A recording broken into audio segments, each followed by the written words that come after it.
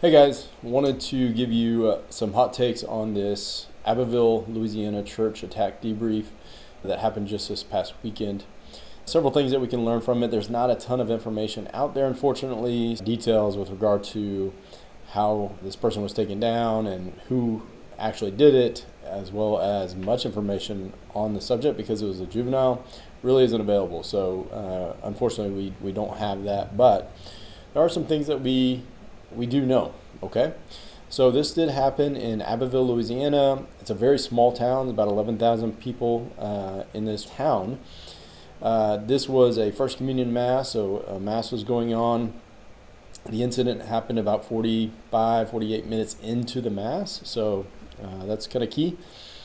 When this subject appeared, he opened the back door, or the front door probably, to the church, and was immediately interdicted by somebody, a parishioner there.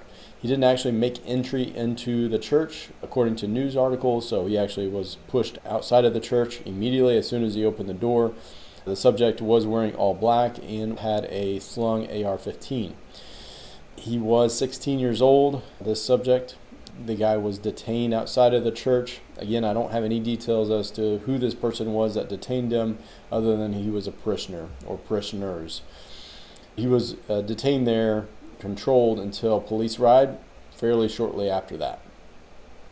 And there was quite a bit of confusion inside of the sanctuary, and you can see here the priests taking cover. So there's quite a bit of confusion before police arrived. Police did arrive. They did a sweep. They obviously arrested the 16-year-old, and he was hauled off and so forth. So that's kind of the details really that are out there. There's not a ton.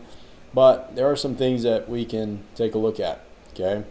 So the biggest thing that this demonstrates is that it can happen anywhere. This is another incident 2 weeks in a row that this has happened in very small communities. So if you live in a small community and you think that it can't happen here because we know everybody, these are two examples that it can, and it will. So again, if you have sin in the internet, it can happen to you. This is only population 11,000, very small town, and it can happen there. So that's takeaway number one.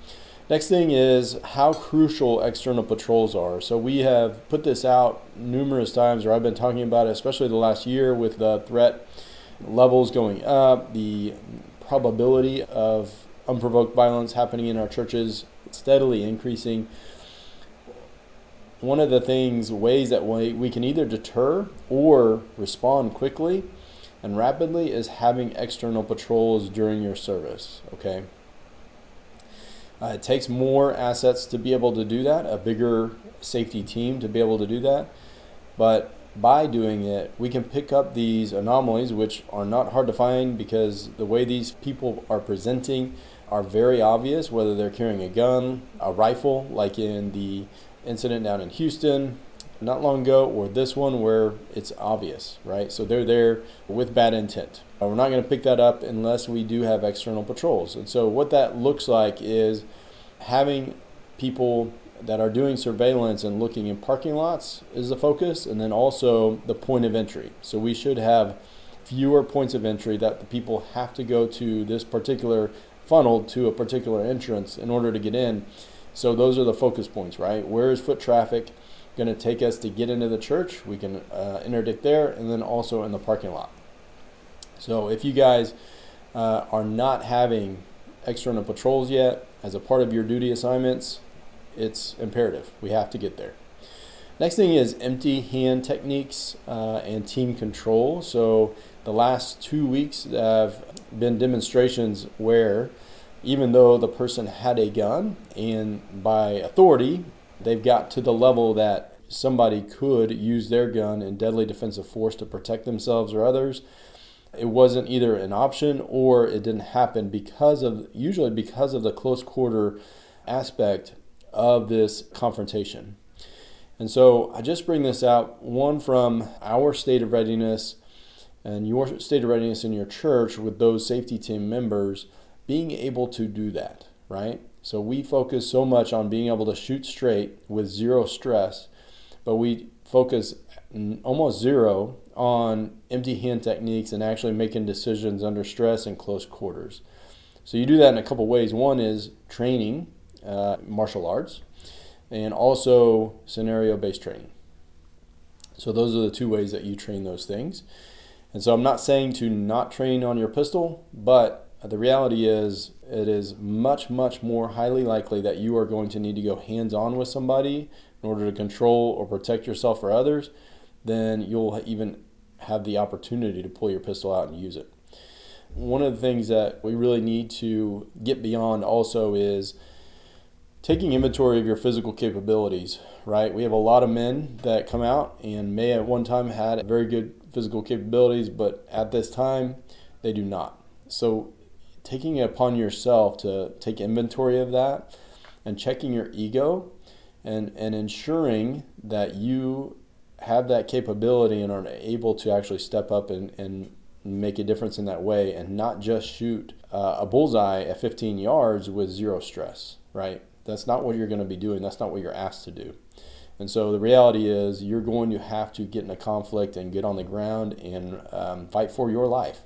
And so if you're not willing or able, biggest part of able to do that, then consider to serve in a different capacity. Okay? Takes an ego check to do that. All right.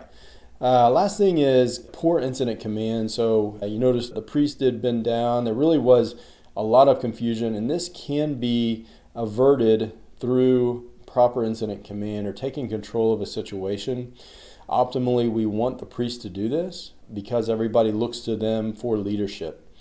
The best case scenario in this church event would be they receive the information, they know the processes and procedures that the security personnel are going to do, and they communicate that well to the parishioners and then give the safety strategy that in that case they need them to do. So what that does is it causes less chaos, it gives people direction, it gives people some information so that they can then act on it with regard to the congregation. The other piece of that is it helps the priest or the clergy that are on the altar to determine what their course of action is, right? So what are their responsibilities? What can they do or should do in order to protect the congregation, hopefully initially, and then protect themselves if needed. So that really, I think was, if you're going to learn anything from this, that was the biggest takeaway was a lack of incident command. And that really brings me to my next point is some TTPs or sharing the information that we're pouring into you, the Guardian ministry, and preparing you guys to be able to respond. I think this incident has let me assess, hey, where are we? Where is our readiness at? And if I was to rank it 0 to 10, I would say probably a 4, okay? The reason I say that is that I think that we have gotten a lot better with the ministry members, the armed members in particular, but we are doing a very poor job of sharing that information with other staff and volunteers and then clergy as well. And so when something happens, we are the only ones that know what to do and how to do it.